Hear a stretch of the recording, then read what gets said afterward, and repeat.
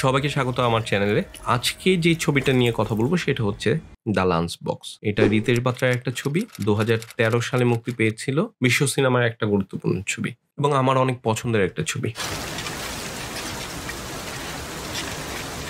আজকের এই পৃথিবীর দিকে যদি আমরা তাকাই তাহলে দেখব এখানে যন্ত্র একটা গুরুত্বপূর্ণ ভূমিকা রাখতেছে। সোশ্যাল মিডিয়া এবং অনলাইনে অনেক বেশি সময় দিচ্ছি। ডিভাইস আমাদের শরীরের একটা অংশ হয়ে গেছে। তো এই ডিভাইস ছাড়া আমরা এক মুহূর্ত থাকতে পারবো এটা আমরা চিন্তাই করতে পারি না। তো ওইরকম বাস্তবতায় রিতেশ বাত্রা দ্য লাঞ্চ বক্স নামে একটি ছবি বানিয়েছিলেন। যে ছবিটার গল্প একটা লাঞ্চ বক্সকে কেন্দ্র করে। এই লাঞ্চ বক্সটা দুইটা মানুষের মধ্যে সম্পর্ক তৈরি করে এবং তাদের মধ্যে যে অনুভূতি আদান প্রদান সেটা হয় চিঠির মাধ্যমে। এটাকে কেন্দ্র করে গল্পটা আগাইছে। এই সিনেমায় অভিনয় করেছেন ইরফান খান, নিমরত কর আর নেওয়াজুদ্দিন সিদ্দিকী। এই তিনজনকে কেন্দ্র করে গল্পটা। ছবিটা তথাকথিত প্রেমের বা বলিউড মার্কা ছবি না। বলিউডের যে কমন ব্যাপার আছে, নাচ থাকবে, গান থাকবে, সেরকম না। তো এই ছবিটা আসলে ফিল করার ছবি। যদি অনুভূতি কানেক্ট না হয় এই জিনিসটা আপনার কাছে বোর লাগবে। প্রথমে যদি আমি গল্পটাকে একটু বলে নেই তাহলে হয়তো আপনাদের কমিউনিকেট করতে সুবিধা হবে। গল্প আহামরি কিছু না, খুবই সাদামাটা একটা গল্প। এখানে ৩ টা চরিত্র থাকে। একটা চরিত্র হচ্ছে ইলা, একটা চরিত্র হচ্ছে সাজান, যেটা ইরফান খান অভিনয় করেছে। আরেকটা হচ্ছে নেওয়াজুদ্দিন সিদ্দিকী অভিনয় করেছে, ওর নাম হচ্ছে শেখ। এই ৩ টা চরিত্রের গল্প। ইলা যে চরিত্রটা একজন গৃহিণী, সে ঘরেই থাকে, ঘরে কাজ-টাজ করে, রান্না-বান্না করে। হাসব্যান্ডের সাথে একটা দূরত্ব আছে ওর। এই ইলা ক্যারেক্টারটাকে আমরা দেখি প্রথমে ওর হাসব্যান্ডের জন্য খাবার পাঠাচ্ছে। তো সেই খাবারটা ভুলক্রমে সাজান, ইরফান খান যেটাতে অভিনয় করছে, সাজানের কাছে যায়। সাজান একটা মধ্যবয়স্ক লোক, ওনার অবসরের সময় চলে আসছে। মাসখানেক পরে উনি অবসর নিবেন। মোটামুটি ১৫-২০ বছর আগে ওয়াইফ মারা গেছে। ১৫-২০ বছর ধরে উনি নিঃসঙ্গ জীবনযাপন করছেন। উনার ওয়াইফের সাথে উনার যে মেমোরি, সেই মেমোরিগুলো নিয়ে উনি একরকম বেঁচে ছিলেন। তার কাছে চলে আসে ওই ইলার খাবারটা। উনি সেই খাবারটা খান। খাবার খেয়ে বুঝতে পারেন এটা আসলে হোটেল থেকে আসে নাই। ইলাও বুঝতে পারে যে ও আসলে ভুল লোককে খাবার পাঠাচ্ছে। এই বুঝতে পারার কারণে ইলা তাকে একটা চিঠি লিখে জানায় যে, "আপনি মনে হয় আমার হাসব্যান্ডের খাবার খাচ্ছেন?" कल खाली डब्बा भेजने के लिए आपका शुक्रिया। যেহেতু ইলা ক্যারেক্টারটাই এর আগে হাসব্যান্ডের কোনো গুরুত্ব পায় নাই। কোনোদিন ওর হাসব্যান্ড এসে বলে নাই, "তোমার খাবারটা অনেক ভালো হইছে।" কিন্তু শাহজাহান ক্যারেক্টারটা ওর খাবারের প্রশংসা করতেছে। সেটা আবার ইলার ভালো লাগতেছে। ইলা মনে করতেছে যে একটা জায়গা পাইলো যেখানে ও ওর গুরুত্বটা পাচ্ছে। শাহজাহানও ওই খাবারটা খুব মজা করে খায় এবং খাবারের ফিডব্যাকও দিতে থাকে। এই নিয়ে ওদের মধ্যে চিঠি চালাচালি হইতে থাকে এবং কথাবার্তা বাড়তে থাকে। তাদের ব্যক্তিগত কথাবার্তাগুলোও শেয়ার করতে থাকে। এই ভাবনার আদান-প্রদানগুলা ওদের মধ্যে চলতে থাকে। চলতে একসময় মনে হয় তাদের মধ্যে এক ধরনের একটা কেমিস্ট্রি তৈরি হইছে। এইটা নিয়েই হচ্ছে সিনেমাটার গল্প। তো বোঝা যাচ্ছে খুব আহামরি কোনো গল্প না। খুবই কমন একটা গল্প। কিন্তু আমাদের অনুভূতি এমন সূক্ষ্ম জায়গায় গিয়ে নাড়া দেয় যেটা আমাদেরকে একটা বেটার মানুষ হইতে সহায়তা করে। আর সিনেমার কাজ বেটার মানুষ তৈরি করা। রিতেশ বাত্রা এই গল্পের আইডিয়াটা পেয়েছে হচ্ছে যখন ও মুম্বাইয়ের এই যে টিফিন ক্যারিয়ারে করে যে খাবার বিতরণের সিস্টেমটা, সেই সিস্টেমটা সম্পর্কে জানতে পারলো, দেখলো। অর্গানাইজ সিস্টেম, বিশাল নেটওয়ার্ক। একজন বাসায় খাবার রান্না করতেছে, অফিসে তার হাসব্যান্ড সেই খাবারটা পাচ্ছে। সেটা খেয়ে আবার খাবারের বক্সটা পাঠিয়ে দিচ্ছে। সেই খাবারের বক্সটা বাসায় চলে আসতেছে। আমরা যদি এই গল্পটাকে বিশ্লেষণ করি তাহলে ৩ টা জিনিস পাবো। একটা হচ্ছে এই যে খাবারের সিস্টেম, এই খাবারের সিস্টেমের মধ্য থেকে ২ জন মানুষের মধ্যে সম্পর্ক তৈরি হওয়া। ২০১৩ সালে এসেও এরকম একটা গল্প বলার চেষ্টা হয়েছে যেটা সেই মান্দাতার আমলের চিঠি, সেই চিঠি তাদের একটা সম্পর্ক তৈরি করে। আরেকটা গুরুত্বপূর্ণ দিক হচ্ছে ২ জন নিঃসঙ্গ মানুষের কথা বলা হচ্ছে। যারা কিনা ব্যস্ত শহরের মধ্যে একা, যে অনুভূতিগুলো নিজের ভেতরে জমা হতে পাথরের মতো হয়ে গেছে। সেই অনুভূতিগুলা শেয়ার করে যে হালকা করবে সেরকম কোনো মানুষ পাচ্ছে না। সেই নিঃসঙ্গ ২ জন মানুষের মধ্যে ধীরে কিভাবে সম্পর্ক গড়ে ওঠে, একজন আরেকজনের সহায়ক হয়ে ওঠে, সেইটা আরেকটা গুরুত্বপূর্ণ দিক। আরেকটা গুরুত্বপূর্ণ দিক হচ্ছে এখানে একটা ক্লাসের কথা বলা হচ্ছে। ইলার যে চরিত্রটা কিংবা সাজানের যে চরিত্র, সাজান ফার্নান্দেজের যে চরিত্রটা, নেওয়াজুদ্দিন সিদ্দিকী যে চরিত্রে অভিনয় করেছে শেখ, সেই চরিত্রগুলোর দিকে যদি আমি তাকাই তাহলে দেখবো এরা একটা ক্লাসের রিপ্রেজেন্টেটিভ। শহুরে মিডল ক্লাস তার রিপ্রেজেন্ট করে চরিত্রগুলা। তাদের আনন্দ, বেদনা, দুঃখ, ভালোবাসা এগুলা কেমন সেটা দ্য লাঞ্চ বক্সের মাধ্যমে জানতে পারি। Dear Ila, the food was very salty today. अरे समझता क्या है? एक तो डब्बा खाली किया, ऊपर से कंप्लेंट कर रहा है। ये ले, डाल दे। এই সিনেমার প্রতিটা চরিত্রের একটা জার্নি আছে। চরিত্রগুলো ধীরে ডেভেলপ হয়। আমরা যদি প্রথমে দেখি সাজান চরিত্রটা অনেকদিন ধরে মারা গেছে তার ওয়াইফ, তার কোনো বন্ধু বান্ধব নাই, আত্মীয় স্বজন নাই, খিটমিটে স্বভাবের ভদ্রলোক এবং দীর্ঘদিন চাকরি করতে করতে একটা রুটিনের মধ্যে চলতে চলতে ওই সকালবেলা অফিসে যাও, আবার সন্ধ্যাবেলায় ফিরে আসো, ওনার ঘরে একটা নিঃসঙ্গ সময় কাটায়, বই পড়ে, কখনো বারান্দায় গিয়ে সিগারেট খায় এবং সে মিস করে একটা পরিবারকে।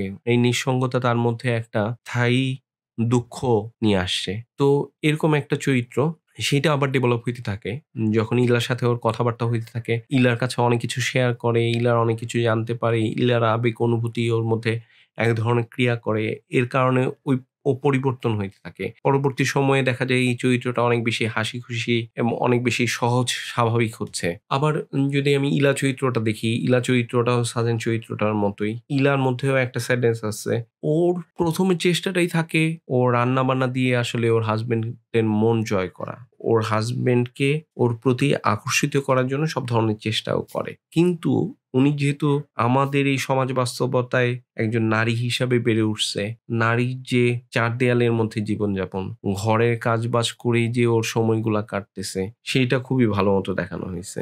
একটা ফ্রেমের মধ্যে ওকে রাখা হয়েছে এবং এই ফ্রেমের মধ্য থেকে ও বের হয় না। একটা ইন্টারেস্টিং বিষয় এই সিনেমায় আছে, যেটা হচ্ছে উপরতলা আন্টির সাথে কথা হয় কিন্তু আন্টিকে আমরা দেখি না। आंटी ये थोड़ा अजीब नहीं है ये चिट्ठी विट्ठी? इला थैंक यू तो बनता है ना। ওই আন্টির আবার একটা হাজবেন্ড আছে, সেই হাজবেন্ডটা অনেক দিন ধরে প্যারালাইজড। गुड मॉर्निंग सर, कैसे हैं आप? Good morning. আবার আমরা যদি শেখ মানে নেওয়াজুদ্দিন সিদ্দিকী যে চরিত্রে অভিনয় করেছেন শেখ, তার দিকে তাকাই তাহলে তার চরিত্রটাও কিন্তু এরকমই একটা চরিত্র।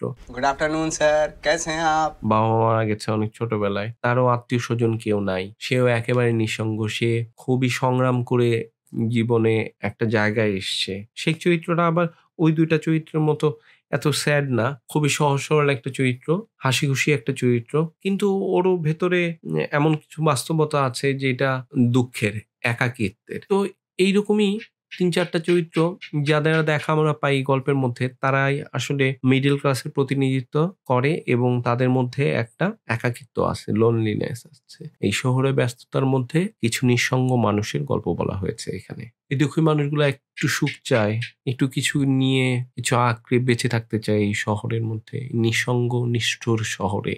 Dear Ella, your husband sounds like a busy man. Life is very busy these days.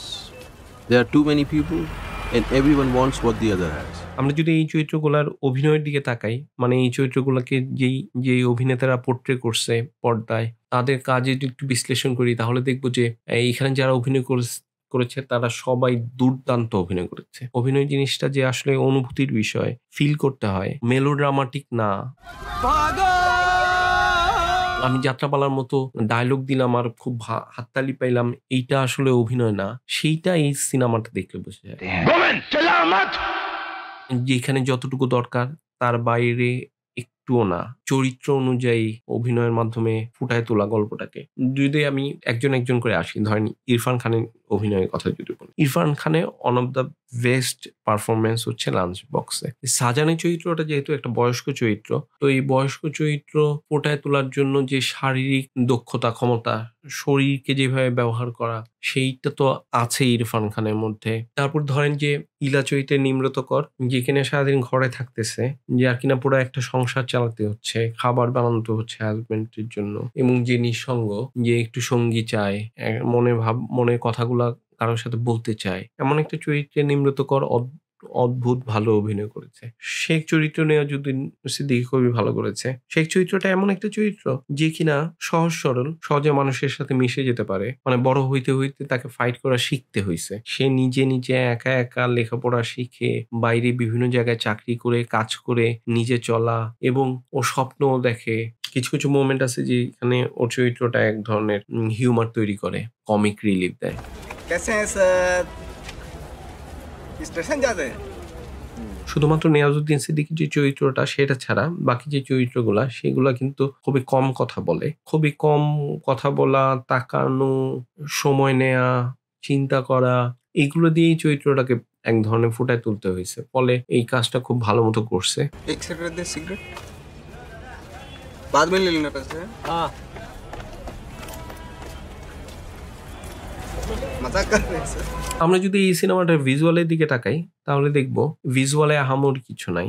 যে বলিউডের সিনেমায় যেরকম দেখা যায় স্পেশাল ইফেক্টস, মারামারি, ফাইটিং, এগুলা কিছু নাই। রিয়ালিস্টিক গল্প, এবং এই রিয়ালিস্টিক অ্যাপ্রোচটার জন্য ভিজুয়ালেও যতটা সম্ভব চেষ্টা করা হয়েছে রিয়ালিস্টিক রাখার জন্য। মানে আপনি যদি এডিটিং স্কিল খুব দ্রুত হয় তাহলে আপনি ওই নিঃসঙ্গতাকে অনুভব করতে পারবেন। নিঃসঙ্গতা অনুভব করার জন্য আপনাকে সময় দিতে হবে। আপনি দেখবেন, বুঝবেন, ফিল করবেন। সেই জিনিসটা এই ছবিতে আছে, ভিজুয়ালি আছে, এটা রিদমের মধ্যে আছে। পাশাপাশি ভিজুয়ালের মধ্যে আরেকটা জিনিস আছে, সেটা হচ্ছে পোয়েট্রি। পোয়েট্রিও অনুভূতির বিষয়, পোয়েট্রিও ফিল করতে হয়। যখন ট্রেনগুলো দেখানো হচ্ছে কিংবা নগর শহর এর যে ব্যস্ততা দেখানো হচ্ছে, তারপর আবার একটা মানুষ যখন একা একা বারান্দায় সিগারেট খাচ্ছে এবং পাশের বাসায় কিছু মানুষ খাবার খাচ্ছে, সেইগুলা এক ধরনের অনুভূতি তৈরি করছে দর্শকদের মধ্যে। সিনেমাটোগ্রাফিতে আমরা খুব লং শট দেখি না, ওয়াইড শট দেখি না, আমরা দেখি ছোট ছোট শট। ছোট ছোট শটের মাধ্যমে এই শহরকে তুলে ধরা হয়। অধিকাংশ শট মিড শট ছিল, ক্যামেরা খুব বেশি মুভ করে নাই, চরিত্রগুলাকে বোঝার চেষ্টা করছে। আমরা যদি ধরেন ইলা চরিত্রটার দিকে তাকাই, ইলা ঘরের মধ্যে থাকে, ঘরে খুবই ছোট একটা স্পেস, খুবই একটা ন্যারো একটা স্পেস। ওই স্পেসের মধ্যে ইলাকে আমরা দেখি একটা ফ্রেমের মধ্যেও আছে, চিকন গিঞ্জি, ও রান্নাঘর যেখানে ও রান্না বান্না করতেছে, তারপর ওর যে বাথরুমে ও কাপড় কাচতেছে, ওই ফ্রেমের মধ্যে একটা নারী কেমন করে আটকে আছে। আমরা সোসাইটি, শহর, সভ্যতা নারীকে কিভাবে আটকে রাখতেছে, এইটা ভিজুয়ালি বলার চেষ্টা হয়েছে। সাজান চরিত্রটার ক্ষেত্রে ইরফান খান যেটা অভিনয় করছে, ওইখানেও একই অবস্থা। ও যায় রুমের মধ্যে একা কিংবা বারান্দায়, খুবই অদ্ভুতভাবে সিনেমাটোগ্রাফির ব্যবহার করা হয়েছে। আবার যদি আমরা এডিটিং এর দিকে দেখি, এডিটিং এও খুবই ফাস্ট কাটিং যে এরকম না, কিন্তু এটার মধ্যে একটা অদ্ভুত রিদম ছিল, যে এই রিদমটা আমাদের এই অনুভূতিগুলা জাগ্রত করে, আমাদের মধ্যে ওই পোয়েট্রিক ব্যাপারটা নিয়ে আসে, গল্পের পোয়েট্রিক ব্যাপারটা, আমাদের ভেতরে অনুভূতিগুলো সেগুলা। এটি কিছু জিনিস খুব আমার কাছে ইন্টারেস্টিং মনে হয়েছে। অনেক বেশি ম্যাচ কাট সাউন্ডেও আমরা দেখি, অনেক বেশি ম্যাচ কাট দেখতে পাই।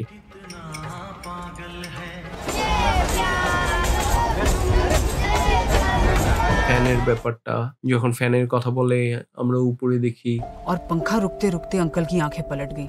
সাজানো ফ্যান দেখতেছে, এবং চিঠিতে যখন ফ্যান নিয়ে পড়তে থাকে তখন ফ্যানটা বন্ধ হয়ে যায়।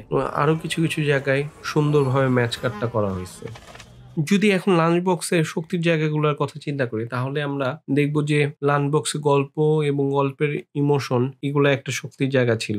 আশেপাশে শহরকে দেখানো, মুম্বাইকে দেখানো, রিপ্রেজেন্ট করা, খুব রিয়ালিস্টিক ওয়েতে করানো হয়েছে। চরিত্রগুলার আবেগ, অনুভূতি অভিনয়ের মাধ্যমে চমৎকারভাবে তুলে ধরা হয়েছে। এই গল্পটাই হচ্ছে একটা শহরের গল্প, শহরের কিছু মানুষের গল্প, তাদের অনুভূতির গল্প, তাদের নিঃসঙ্গতার গল্প। এখন এখানে কিছু দুর্বল জায়গাও অনেকের কাছে মনে হইতে পারে, যেমন ছবিটাকে অনেক স্লো মনে হইতে পারে এখানে অনেক কিছু ঘটতেছে না, ড্রামা নাই, কনফ্লিক্ট, খুব শক্তিশালী কনফ্লিক্ট নাই। ঠিক আছে, এই ছবিটা দেখতে হবে আপনাকে ওই রকম প্রিপারেশন নিয়ে, যে আর্ট হাউস কিছু সিনেমা যে বোর লাগে একটা জিনিস দেখতে, সেই রকমও না। এটা কিন্তু ফিল করার মতো খুবই সহজ একটা গল্প, আপনার মাথার উপর দিয়ে চলে যাব না। আপনি এরকম আমি তো কিছুই বুঝলাম না 2 ঘন্টা পরে, না এরকম না, আপনি সবই বুঝতে পারবেন, কানেক্ট হইতে পারবেন ইমোশনালি। আপনার আশেপাশে এরকম চরিত্র আছে, এই ব্যাপারগুলো যদি আপনি চান তাহলে এই সিনেমাটা আপনার জন্য। দ্য লাঞ্চ বক্স, যেটা নিয়ে কথা বললাম, আপনাদের কেমন লাগলো সেটা জানাবেন। আর ভবিষ্যতে এই ধরনের ভিডিও দেখতে চ্যানেলটাকে সাবস্ক্রাইব করুন। আপনারা ভালো থাকুন, সিনেমার সাথে থাকুন, সিনেমা কবির রেসিপির সাথে থাকুন।